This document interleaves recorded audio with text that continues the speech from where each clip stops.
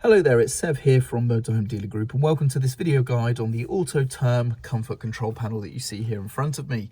This particular unit is used to control both air and liquid heaters. However, this video will be focusing solely on using it for an air heater control. This particular vehicle that we're in now has a diesel heater that this unit is controlling. Now, the liquid heater version of this will basically have pretty much the same sort of functionality, but there will be some subtle differences when it comes to the heating options. So please do refer to your manual if you have that particular installation. Now, this video is also only going to focus on the sort of typical sort of get up and running stuff only, really, sort of how to turn the heating on, what the various settings and options mean. But for more advanced use, such as setting timers and things like that, and also for troubleshooting and things, that goes beyond the scope of this video, and I do recommend that you read your instruction manuals appropriately to get the information you need. But like I say, this will act as sort of a quick start guide for the most common features and hopefully get you up and running with the unit in your new vehicle. So let's get started. So first things first, it has a sleep mode. So the unit will always sort of be available to be powered on. It just has a sleep mode that looks very much like this, where there is nothing on the screen itself. So what we're going to do is just press a button and we're going to be good to go. So we have a rotary encoder here that we can turn. And if we move that, or if we press the button in on it, you'll get something come up on the screen. Now, this is the sort of main menu where we have the operating voltage just here, and we also have the time. We have the temperature read at the sensor, and that's pretty much it. So this is the main screen. So what we can do now is we can decide to either access settings, or we can turn things on straight away. But let's go and have a look at the settings menu. And we access that by pressing the rotary encoder in. You should see a large icon appear like this. This one says heating. We've then got ventilation, settings, timers, and then we're back to heating. So timers, this is where you would go in to set various timers. And as I've said at the start of the video, that's beyond the scope of this video, but that's where you would do it. If you press the back button just here, we can go back. Settings, we can come in here and we can change various settings. Now, typically a lot of these you're probably not really going to need to use other than the time and date function, but that's where you would access them nonetheless. Then we have ventilation, and then we have heating. So let's start with ventilation. Now, the air heater, the diesel heater in this particular instance, of course, has a burner element that's going to do the diesel burning and generate heat, but it has a fan as well that's then going to blow that into the vehicle. You can actually use the fan on its own to ventilate. And by going into here, we can choose to use the fan on its own. We can set a power level for the fan, click that in, and then the fan's going to kick in, and then we can set a timer for it to run down here, starting with 30 minutes all the way. I don't know, I know it cuts out at infinity, but I don't know how far you have to scroll to get there. We're already at 4 hours, 5 hours, 6 hours, for example. And then click the button in to confirm that, and we are now on. So what you can see here is at the top we have the time here, we have the duration that we've got the ventilation mode on for. Again, we still have the voltage and the temperature as read. We have LEDs appearing here now. These are turned blue to show us that the ventilation mode is powered on. And we can also see on the top left there, we have the ventilation fan symbol just showing right there. Now, when this goes into sleep mode, i.e. the screen goes blank, you should still see, there we go, and you should still see, as you can see, the blue LEDs just here. Now, what we can do, where we see this icon here, if we move the rotary encoder, that changes between the ventilation symbol, off, which is going to turn the unit off, and settings. Now, this actual spanner symbol here for settings actually takes you to the main menu again. Okay, so that's what that's going to do. The fan symbol, if we click here, we get to basically configure what we've already done. So we can readjust the speed if we want to, and the time that we're running the fan for as well. So this is basically where you can just go in without turning the mode off. You can come in and you can just change those settings on the fly, and you can see the timer has been reflected just here.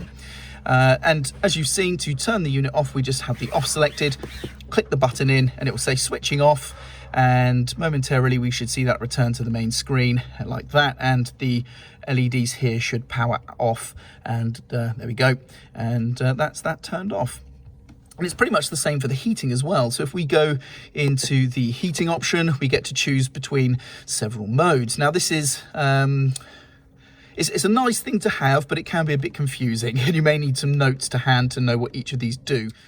So the first option we see is temperature mode here, and this is going to basically achieve the target temperature, and then it's going to lower the output from the unit to try and keep that temperature maintained. So basically it keeps itself permanently on, so it's still burning diesel, still generating heat, still ventilating that into the vehicle, but it's going to reduce its output considerably just so that it keeps that temperature maintained. That's the idea there, and of course if it needs to ramp up, it will do as well. The next option is power mode, and this is basically just going to set itself to a preset power and just continually run at that output power regardless of what temperature changes occur inside the vehicle. So this is kind of like running an old heater, you know, like a gas heater or something like that, where you would just set a number and it would run at that number, and you manually adjust the power mode setting accordingly. So, you know, you'd start it here. Once the van gets warm, you might want to turn it down a bit. It might need to be turned up a bit and tweaked, but basically you have to manually adjust the output power here to suit. So again, we choose the power mode and what we want, and then of course again we also have a time duration here. Confirm. This is all very much like it did in the ventilation mode. The difference is now we have a red set of LEDs and we have a radiating symbol there rather than a fan symbol, but otherwise this works the same way. The spanner is going to take us to the main menu. The off is going to turn the unit off, and the radiating symbol is going to allow us to change the power mode and the time as we see fit. Okay, so that's the power mode. And again, switching off is going to do the same thing. Again, the LEDs turn off and we see switching off there. The other modes, so we've already covered temperature mode, we've got power mode, we then have heat and ventilation. So what this is going to do, this is going to run normally right up until it overshoots your target temperature by 1 degree. So if you have it set at 20 degrees, at 21 degrees it's going to turn off, and then it won't turn back on again until the temperature drops 5 degrees below your target temperature. So again, if we use that 20 degrees as the hypothetical setting we've chosen, it's going to overshoot by 1 degree to 21, turn off, and then not come back on again until we get to 15 degrees, and then it's going to turn back on. So that's how the heat and ventilation mode works. But whilst the unit is off, or whilst the heater has kicked off, while the temperature is slowly dropping, naturally it's going to keep the fan running. That's the ventilation part of this. So it's going to keep the fan running. So for example here, if I set 20 degrees, there we go, 20 degrees, choose the timer, there we go. So like I say, that's going to do, as we said before, it's going to try and hit 20 degrees, and then the fan's going to kick in. I've just realised we're already at 20 degrees inside the van. Let me set that to 30, for example. So there we go, 30 degrees. And so now you can see 20 degrees showing inside the vehicle at the moment. And it's going to basically try and reach 31 degrees, at which point it's going to cut out. The fan will stay on, ventilating, just as it would if you had the ventilation mode on turned on manually. And then at 25 degrees, so 5 degrees lower than the set temperature, it's going to kick back in with the heater again, and just repeat that cycle over and over again. So that's how the heat and ventilation mode works. And then we have one last mode. Wait for this to switch off. There we go, back into heating, temperature, power, heat and ventilation, and the last one is thermostat mode. So this, again, we choose a target temperature. What this is going to do, everything looks very much the same here. This is going to work basically exactly the same as the heat and ventilation mode, where once it reaches the target temperature, it's going to cut off the combustion process, but it's going to turn everything off. So there's no ventilation, no nothing. The whole unit turns off until a temperature lower than your target temperature has been reached. Now in the heating and ventilation option we just spoke about, that is predefined and set at 5 degrees. So when it, as said, when you're 5 degrees below your target temperature, the heater will kick back in again. However, in the thermostat mode, you have complete control over when the temperatures, or what those temperature thresholds are going to be for the mode. So if we come in here and we turn this back off again just for a moment, in order to change those temperatures for the thermostat mode, we need to go into the settings mode. So let's go into settings and we go to heater, click in here, we've got advanced, and then down here we've got thermostat. Max is how high above the target temperature we go before the unit will turn off and kill the combustion process. So that would be 1 degree above the target temperature, and then how much the temperature drops before it kicks back in again. So in this particular default setup here, we've got 1 degree and 2 degrees. So if we were to set the thermostat to 30 degrees, at 31 degrees, the heater is going to cut off, and at 28 degrees, it's going to kick back in again. That's 2 degrees below the target temperature. And you have complete control over what those temperatures are. Okay, so you can choose what you would like there. And the next time you run the thermostat mode, that is what it's going to use. Okay, so that's how you use that. So like I say, it is rather confusing because you have the different modes. You may choose to run these very situationally dependent. Or you may just have a favorite way of using the heater and just never ever change. So, there are, some situational benefits to the different modes, but ultimately it can be confusing, but hopefully I've explained it in a way that makes sense. And that's how you use the different heating options. Now, lastly, you have this button here. This is known as the quick button. It does a couple of different things, but one of the cool features is when you're in the sleep mode, i.e. the screen is timed out back to blank again, what we can do is we can press this and it's going to go straight into the heating menu here as if I press the button here. So I'll let the unit time out to the sleep mode and then I will show you that in action. Let's just go back to the main, there we go. If I go back to the main screen, maybe it'll time out a bit quicker. So like I say, this will time out and then I can just tap the quick button and it should take us straight to the heating menu where we can then make our setting choices and we're good to go. The other thing the quick view button can do though is when we hold it down for 2 seconds, it will immediately turn on the heater straight to the last settings used.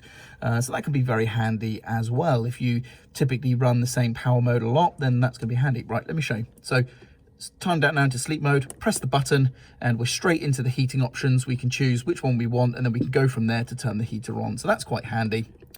Otherwise, like I say, we can press and hold for 2 seconds.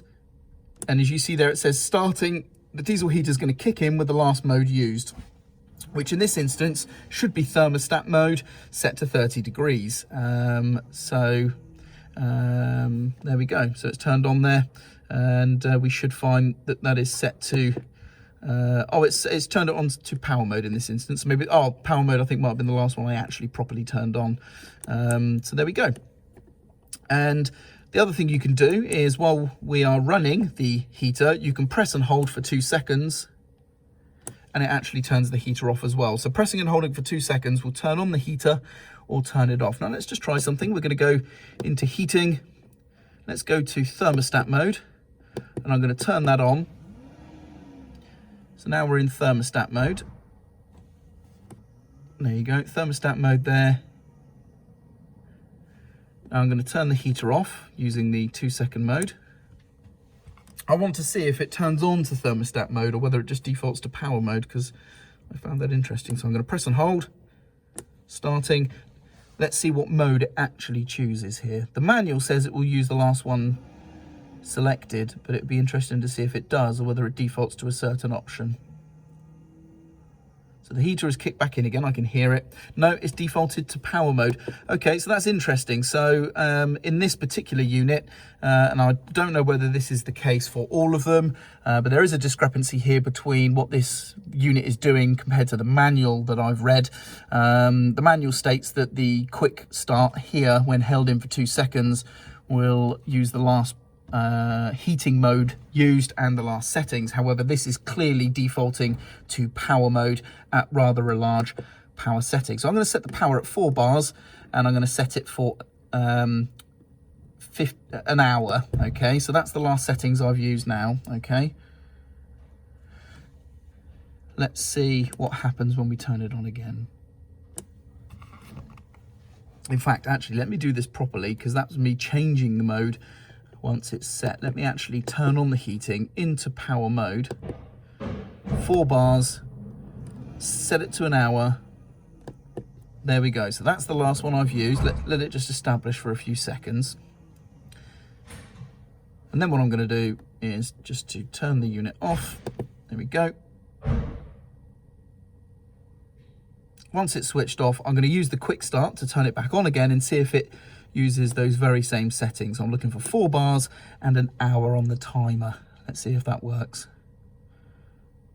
So, yeah, it's set an hour on the timer. As you can see, it's now down to 59 minutes. And if I wait for the symbol to appear in the top here so I can go into the settings, it's at 4 bars. So yes, it defaults to power mode, but it will use the last settings you chose just there. So that's good. Well, I might need to cancel that here. So that's how the quick start button is used. So it's very, very handy. And that's it. Once you're done with the unit like this, I've powered everything off, just leave it. It will time itself out and go to sleep mode, and that's it. You're good to go. So with regards to sleep mode, that is the only way to power the unit off. So I assume it would be drawing milliamps when it's in this mode. But yeah, if you did have a question about how would you turn the unit off to preserve leisure battery power, well, you can't really. Just let it go into sleep mode. That's as good as it gets, but it should have minimal impact on your leisure battery when in this mode. And that's it for the Autoterm Comfort control panel here, specifically using a diesel heater, so an air heater. Hopefully you found this video useful, and I'm Sev, and thank you very much for watching.